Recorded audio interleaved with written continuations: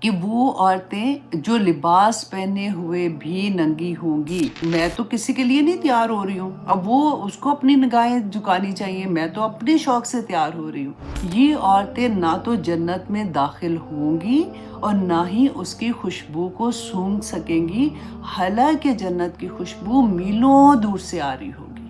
حضرت ابو ہریرہ رضی اللہ عنہ بیان کرتے ہیں کہ رسول اللہ صلی اللہ علیہ وسلم نے فرمایا کہ اہل جہنم کی دو قسمیں ہیں جن کو ابھی تک میں نے اس دنیا میں نہیں دیکھا۔ اور وہ دو قسم کے لوگ کون تھے کہ ایک گروہ وہ ہے جن کے پاس گائیوں کی دموں کی طرح کے کوڑے ہوں گے جن سے وہ لوگوں کو ماریں گے، اور دوسرا گروہ رسول اللہ صلی اللہ علیہ وسلم نے فرمایا کہ وہ عورتیں جو لباس پہنے ہوئے بھی ننگی ہوں گی۔ میڈیا کا دور ہے نا، تو انٹرنیٹ ہر ایک کے پاس ہے، فون ہر ایک کی ریچ میں ہے، وہ دیکھ سکتے ہیں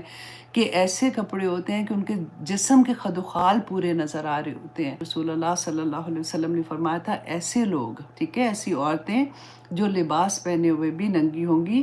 دوسروں کو گناہ پر مائل کرنے والی ہوں گی۔ لوگ بڑے آرام سے کہتے ہیں میں تو کسی کے لیے نہیں تیار ہو رہی ہوں، اب وہ اس کو اپنی نگاہیں جھکانی چاہیے، میں تو اپنے شوق سے تیار ہو رہی ہوں۔ یہاں پہ کیا ہے کہ دوسروں کو گناہ پر مائل کرنے والی ہوں گی، رائٹ، اور خود مائل ہونے والی بھی ہوں گی، اور ان کے سر بخ کی اونٹنیوں کی طرح ایک طرف جھکے ہوں گے، جیسے یہاں پہ وہ بالوں کو اونچا کر کے بناتے ہیں نا، اس کی بات ہو رہی ہے۔ یہ عورتیں نہ تو جنت میں داخل ہوں گی اور نہ ہی اس کی خوشبو کو سونگھ سکیں گی، حالانکہ جنت کی خوشبو میلوں دور سے آ رہی ہوگی۔ کتنی بڑی وعید ہے نا اس کے اندر۔